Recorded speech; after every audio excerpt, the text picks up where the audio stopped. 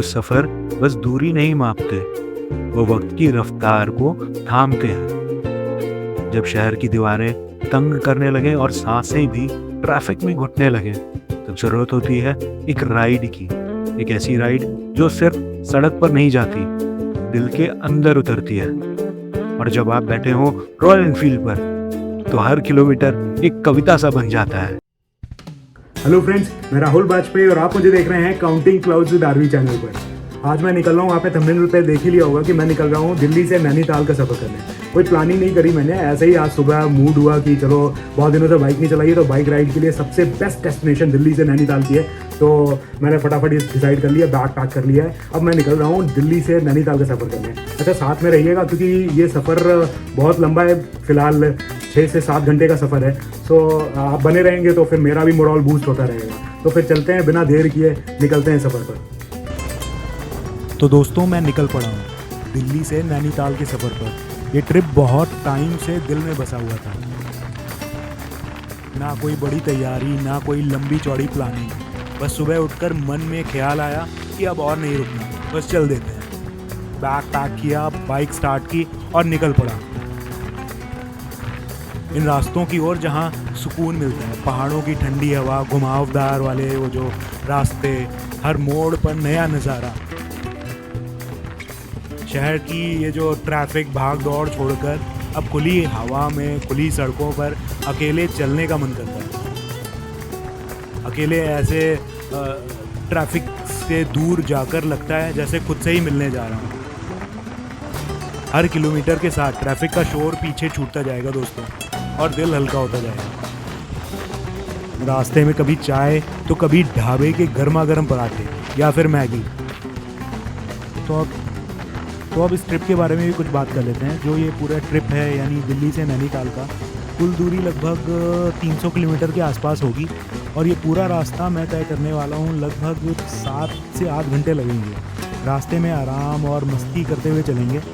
ये ट्रिप मेरे लिए एक सिर्फ जगह पे पहुँचने का नाम नहीं है, ये ट्रिप उन पलों को जीने का मौका है दोस्तों, जो रोज़ की भाग दौड़ में कहीं खो जाते हैं।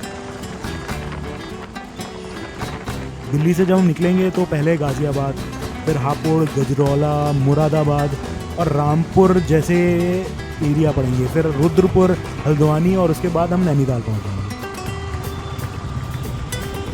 जैसे जैसे नैनीताल नज़दीक आता रहेगा ना, वैसे वैसे सीधी सड़कें जो ये हैं ना अभी आपको दिख रही हैं, वो घुमावदार होने लगती हैं। तो असली मज़ा वहीं से शुरू होता है, असली बाइक राइडिंग का मज़ा वहीं पे आता है। लेकिन इन सारी चीज़ों के बीच में बता दूं कि बाइक बहुत ध्यान से चलानी है इन रास्तों पे। खैर, अभी आगे चलेंगे तो आप खुद ही देखेंगे कि अगर आप सही से बाइक नहीं राइड करते हो इन इलाकों में तो बहुत डेंजरस हो सकते हैं। ये दिल्ली कैंट एरिया से निकल रहा हूँ। ये आज तक मुझे समझ नहीं आया, ये फ्लाईओवर के ऊपर ही वो बस स्टॉप बना हुआ है, इससे बहुत ट्रैफिक हो जाता है। लेकिन खैर, नीचे बना नहीं सकते हैं क्योंकि नीचे रेलवे ट्रैक है। लेकिन फिर भी मुझे समझ नहीं आता कि ये यहाँ से अगर हट सकता है तो वही हटना चाहिए, क्योंकि ये यहाँ पे बसेस खड़ी हो जाती हैं, जिससे ट्रैफिक बढ़ जाता है।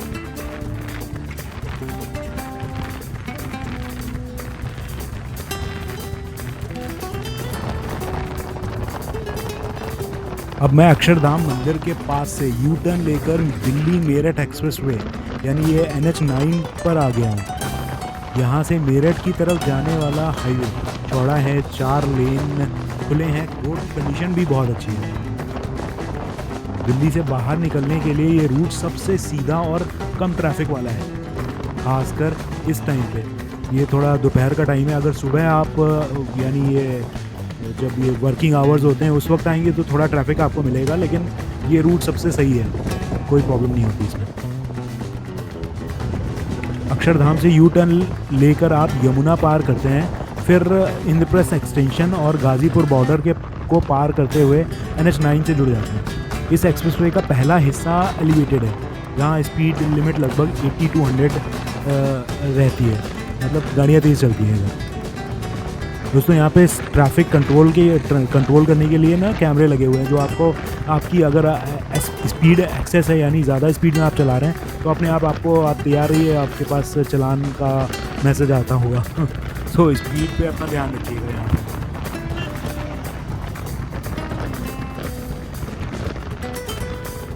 आगे चलकर रास्ते में पेट्रोल पंप, वो फास्टैग वाला टोल प्लाज़ा, बहुत अच्छे अच्छे ढाबे और रुकने के जो पॉइंट्स हैं, बहुत अच्छे अच्छे रेस्ट एरियाज़ आते हैं। वहाँ पे अगर देखेंगे, अगर थोड़ा रेस्टलेस फील कर रहे होंगे तो वहाँ पे रुकेंगे भी। फ़िलहाल रोड क्लियर है, मौसम ठीक है और बाइक चलाने में बहुत मज़ा आ रहा है, कोई प्रॉब्लम नहीं हो रही।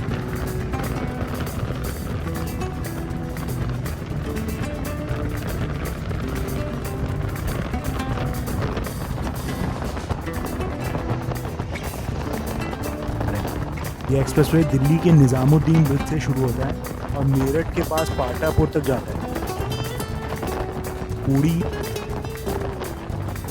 ये जो पूरी सड़क है लगभग 96 किलोमीटर लंबी है और रास्ता इतना चौड़ा स्लीक कि बाइक चलाते हुए कोई परेशानी नहीं होती। दिल्ली से मेरठ तक जो जर्नी है, पहले से इसका टाइम बहुत कम हो गया है। पहले जहाँ 2.5-3 घंटे लग जाते थे, अब ये इस पूरी जर्नी में आपको 45 मिनट से ज़्यादा नहीं लगता। इस हाईवे की खासियत ये है दोस्तों कि इसका ये ना कंट्रोल एक्सेस है। मतलब अब शहर के अंदर से अगर आप चाहोगे ना इस हाईवे के ऊपर आना तो ये रिस्ट्रिक्टेड है, आप इस तरफ आ नहीं सकते और ट्रैफिक का भी इससे ज़्यादा झंझट नहीं होता। और यहाँ पे स्पीड लिमिट भी काफ़ी सख्त है, मतलब आप जैसे ही स्पीड लिमिट को क्रॉस करते हैं तो तुरंत चालान आपका कट जाता है।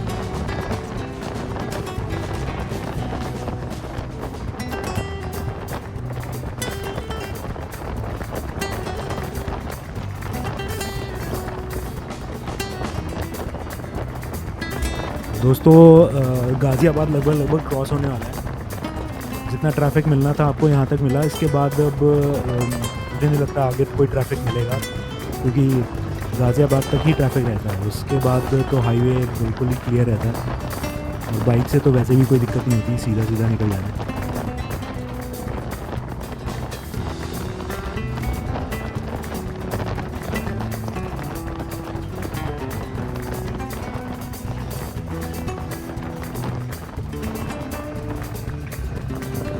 फ्रेंड्स, एक अच्छी बात बताऊँ आपको कि जब भी मैं इधर से आता था, जब भी इधर को आता था तो गाड़ी से आता था तो मुझे यहाँ पे टोल देना पड़ता। बाइक से आने का एक और फ़ायदा है कि यहाँ पे आपको 1 रुपया भी टोल नहीं है। साइड में एक रास्ता बनाया हुआ है बाइक के लिए, बाइक बिना कोई टोल पे किए हुए निकल सकती है, तो ये बहुत ही अच्छी बात है, आपके पैसे बचते हैं। और अगर आप गाड़ी से भी आ रहे हैं तो आपको बता दूँ, ये हापुड़ से पहले ये फर्स्ट टोल पड़ता है, एक टोल प्लाजा। यहाँ पे फास्टैग से आपके पैसे कट जाते हैं। और अगर आप बाइक से आ रहे हैं मेरी तरफ तो आपको बिना 1 रुपया दिए हुए आप यहाँ से निकल सकते हैं। ओहो मैम, ओ देखा आपने, ये होता है। खैर इनकी भी गलती नहीं थी, लेकिन इसीलिए कहते हैं अगर आपकी स्पीड तेज़ हो तो हाईवे पे आप ऐसे एक्सीडेंट्स को अवॉइड नहीं कर सकते। लेकिन अगर स्पीड तेज़ हो रही होती तो शायद इनको बहुत ज़्यादा चोट आ जाती। तो कभी भी आप क्रॉस कर रहे हो हाईवे पे तो बहुत ध्यान से करिए। और दूसरा, जो बाइक चला रहे हैं या गाड़ी चला रहे हैं उनके लिए है कि आप अपनी स्पीड ऐसी रखिए कि आपको ऐसे सडन कोई किसी भी चीज़ का सामना करना पड़े तो आप कम से कम आपकी कंट्रोल में आपकी बाइक रहे। तो ये भगवान का शुक्र है कि उनको कोई चोट नहीं लगी और मेरी भी गाड़ी डिसबैलेंस नहीं हुई। तो अब मैं पहुंच गया हूं गढ़मुक्तेश्वर। जी हाँ, वही जगह जो गंगा जी के किनारे बसी हुई है और जिसे लोग गढ़गंगा भी कहते हैं। दिल्ली से लगभग 100-110 किलोमीटर पर है ये गढ़मुक्तेश्वर। बाइक से चलकर यहाँ आने में लगभग 2.5 से 3 घंटे लगते हैं। 3 घंटे इसलिए बोल रहा हूँ कि यार रास्ते में आपको दिल्ली में ट्रैफिक मिलेगा ही मिलेगा, तो मैं 2.5 घंटे में आता हूँ। इसी ये NH9 पर चलते हुए जैसे ही हम हापुड़ को क्रॉस करते हैं ना, वैसे ही रास्ते में थोड़ी सी हरियाली बढ़ती रहती है, बढ़ जाती है, मतलब थोड़े पेड़ वेड़ ज़्यादा देखने लगेंगे आपको, तो थोड़ा सा अंदाज़ा हो जाता है कि गढ़मुक्तेश्वर आने वाला है। यहाँ सड़क थोड़ी सी ये पतली है लेकिन ट्रैफिक ज़्यादा नहीं है। दोस्तों, गढ़मुक्तेश्वर जो है ना, धार्मिक तौर पर बहुत ही ज़्यादा खास जगह है। यहाँ गंगा स्नान करने का एक अपना ही अलग महत्व माना जाता है, खासकर ये कार्तिक महीने में। उस टाइम पे यहाँ पे लाखों लोग पहुँचते हैं, बहुत बड़ा मेला लगता है। वहीं गढ़मुक्तेश्वर में एक प्राचीन शिव मंदिर भी है, जो कि बहुत ऊंचाइयों पर बना हुआ है। कहते हैं उसकी जो सीढ़ियों पर जैसे ही पत्थर मारो तो पानी जैसी गूंजती आवाज़ आती है। मुझे खैर ये सौभाग्य नहीं मिला कि वहाँ जाऊँ, लेकिन जो मैंने सुना है उसकी सीढ़ियों पे आप पत्थर मारते हैं तो पानी जैसी आवाज़ गूंजती है, जो सबको ना हैरान कर देती है। इसके पीछे कहानी जो मैंने सुनी है वो ये है कि महाभारत के टाइम पर पांडवों ने यहीं पर अपने पूर्वजों का पिंडदान किया था, इसीलिए इसे मोक्ष की नगरी भी कहते हैं। अगर आप थोड़ा घूमने वाले बंदे हैं तो यहाँ गंगा के घाटों पर बैठकर कुछ वक्त आप बिता सकते हैं, जो आपको बहुत सुकून मिलेगा।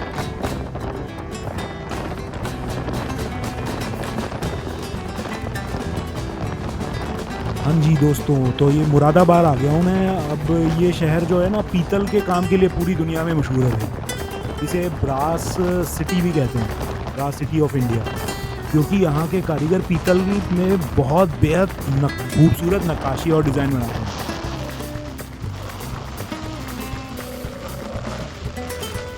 यहाँ से यूएस, यूरोप और मिडिल ईस्ट तक हैंडीक्राफ्ट जो होते हैं ना वो एक्सपोर्ट होते हैं।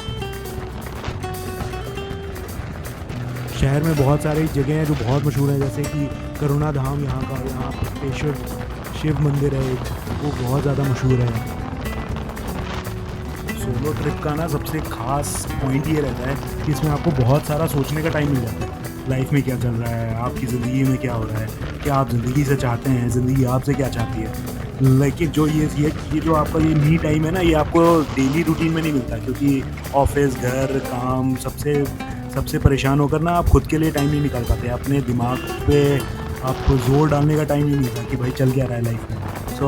पता नहीं, मेरे लिए तो ये सबसे ज़्यादा ज़रूरी होता है। ये टाइम आपका जो आपसे आपकी खुद की मुलाकात होती है ना, इस टाइम पे वो बहुत क्रूशियल होती है।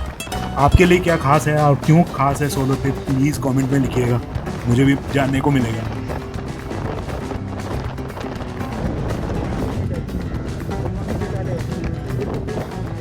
हाँ तो दोस्तों, ये अब शुरू हो गया है। ये हल्द्वानी से ठीक पहले 15 किलोमीटर पहले हैं हम, बस हल्द्वानी कुछ 15-20 किलोमीटर रहता है यहाँ से। ये रुद्रपुर के आगे और हल्द्वानी से पहले ये स्ट्रेच जो है ना, ये मेरा इतना फेवरेट है, इतना मज़ा आता है मुझे यहाँ राइड करके। जितना मज़ा शायद मुझे नैनीताल वाले वो जो घुमावदार रास्ते हैं ना उसमें आता है, उतना ही मज़ा मुझे इस रास्ते में आता है। इस रास्ते की खास बात यह है कि ये रास्ता एकदम प्लेन है, मतलब आपको चढ़ाई नहीं चढ़नी है, ना ही घुमावदार रास्ता है, एकदम प्लेन रास्ता। दोनों तरफ खूब हरे भरे पेड़, जिसमें खूब अच्छी छाँव, अच्छी ठंडी ठंडी हवा। सो ये स्ट्रेच मुझे बहुत अच्छा लगता है। मुझे ये रास्ता जो है ना वो याद दिलाता है बचपन में जब मैं अपने पापा के साथ जाता था ना हाईवे पर, तब उस वक्त के हाईवे ऐसे होते थे कि दोनों तरफ खूब सारे पेड़ होते थे और बीच में सड़क जा रही होती थी, जिसमें डिवाइडर नहीं होते थे, लेकिन वो सड़क बहुत ही ठंडी रहती थी जस्ट बिकॉज ऑफ इतने सारे पेड़ लगे होते थे चारों तरफ। चारों तरफ बोले तो दोनों तरफ, सड़क के दोनों तरफ। तो दोस्तों, आप भी मज़ा लीजिए इस हरी भरी सड़क का। और अगर आप प्लान कर रहे हैं किसी छुट्टी का तो फिर बिना सोचे समझे निकल पड़िए, क्योंकि ज़्यादा सोचेंगे समझेंगे तो मैं अपने एक्सपीरियंस से आपको एक बात बता देता हूँ कि भाई वो प्लान फिर एग्जीक्यूट नहीं हो पाता।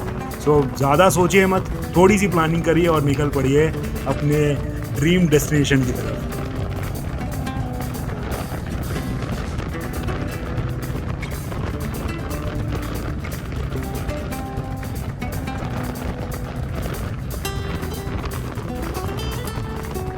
देखिए आ रहा है ना मज़ा, और मुझे पक्का यकीन है आपको देखने में भी बहुत मज़ा आ रहा होगा। मुझे बाइक राइड करने में तो ज़बरदस्त मज़ा आ रहा है। और इस स्ट्रेच की खास बात यह है कि इस वक्त आपका जो मोबाइल में सिग्नल है वो सबसे लो हो जाते हैं, क्योंकि यहाँ पे शायद टावर्स वगैरह नहीं होंगे। ये हल्द्वानी से ठीक पहले वाला एरिया है, यहाँ पे आपके सिग्नल मोबाइल पे एकदम वीक हो जाते हैं। तो एक वो जो आपको हमेशा एक आपका दिमाग में बना रहता है ना कि mobile is following you, so network is following you. तो यहाँ पे नेटवर्क आपको फॉलो नहीं कर रहा है, तो आप बिना निश्चिंत होकर यहाँ पे आप राइड का मज़ा ले सकते हैं। जो लोग राइड के शौकीन हैं वो मेरी बात समझ पा रहे हैं।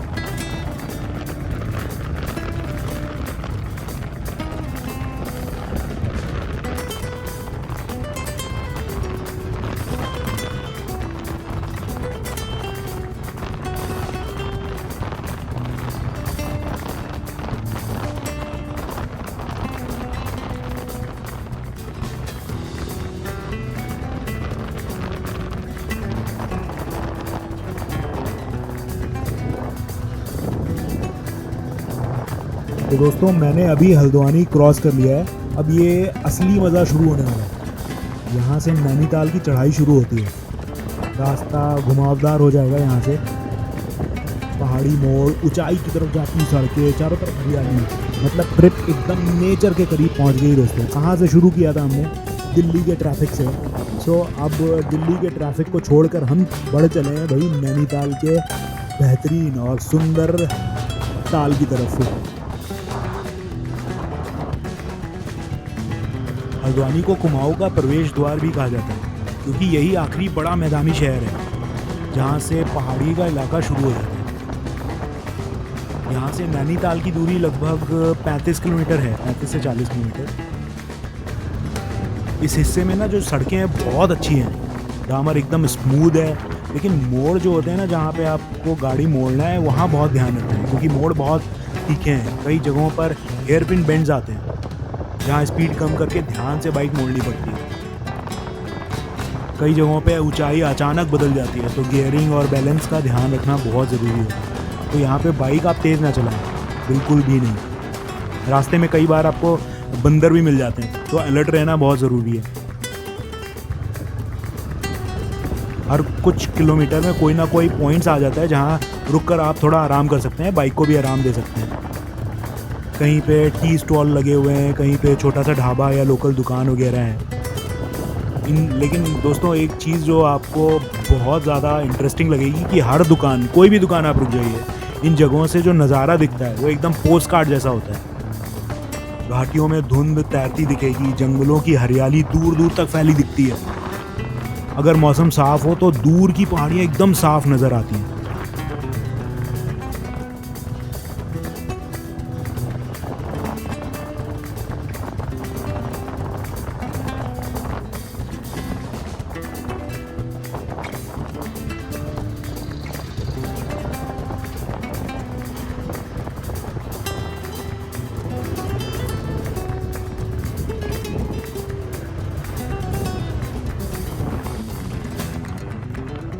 दोस्तों दिल्ली में तो अच्छी खासी गर्मी हो रही है, और दिल्ली में ही क्या, इस नॉर्दर्न एरिया में अच्छी खासी गर्मी हो रही है। लेकिन जैसे ही आप इधर ऊपर की तरफ बढ़ते हैं तो गर्मी गायब सी होने लगती है। जैसे कि अभी मुझे फील हो रही है, ठंडी ठंडी हवाएं मुझे फील होने लगी हैं।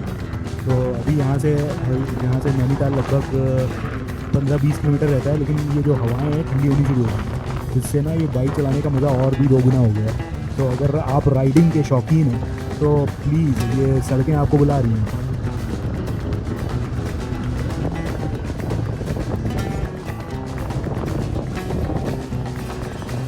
लीजिए दोस्तों, आखिरकार नैनीताल पहुंच गए हैं। दिल्ली से यहाँ तक लगभग मुझे 7-7.5 घंटे लगे हैं। बीच में 3 बार मैंने ब्रेक लिया था, एक बार गजरौला के आसपास, दूसरी बार मुरादाबाद पे, फिर तीसरी बार मैं रुका हूँ हल्द्वानी के बाद एक व्यू पॉइंट पर। वहाँ पे बहुत ही अच्छा व्यू था, तो मैंने सोचा चलो वहाँ पर रुकता। तो लगभग 15 से 20 मिनट का लगभग ब्रेक लिया है मैंने, 3 ब्रेक लिए हैं। सड़कों की बात करें तो बेहद शानदार थी, हाईवे स्मूथ था। हल्द्वानी के बाद जो पहाड़ी मोड़ शुरू हुए, जैसे जो ये घुमावदार रास्ते हैं, वो ट्रिप का असली मज़ा है। ब्रिटिश टाइम से ही इस इलाके को, इस शहर को हिल स्टेशन की तरह ही डेवलप किया गया है। आज भी यहाँ की जो बिल्डिंग्स हैं, जो चर्च, स्कूल्स वगैरह हैं, वो उस टाइम की आपको झलक मिल जाएगी उन बिल्डिंग्स में। नैनीताल की मॉल रोड पे मैं पहुँच गया हूँ। ठंडी हवा, झील का किनारा, चारों तरफ घूमते लोग, मज़ा आ गया भाई, सारी थकान उतर गई। इतना वाइब्रेंट है ये शहर कि आप ना पॉजिटिविटी से भर जाते हो। इतना बढ़िया लग रहा है, इतनी ठंडी हवा चल रही है दोस्तों कि मज़ा आ गया। खैर, अब हम दिल्ली से नैनीताल पहुंच चुके हैं दोस्तों। इसके आगे का जो वीडियो है वो बहुत जल्द मैं आज फटाफट या बल्कि शाम को ही मैं डालने की कोशिश करूँगा। शूटिंग तो मैं शाम को ही कर लूँगा, देखता हूँ शाम को कैसा माहौल रहता है। तो प्लीज़ हमसे जुड़े रहिए। आगे के वीडियोस में snow view point, tiffin top और बहुत कुछ धमाल होने वाला है। सो आगे की अपडेट के लिए प्लीज़ चैनल को सब्सक्राइब ज़रूर कर लीजिए, ताकि आप वो सारी वीडियो मिस ना करें।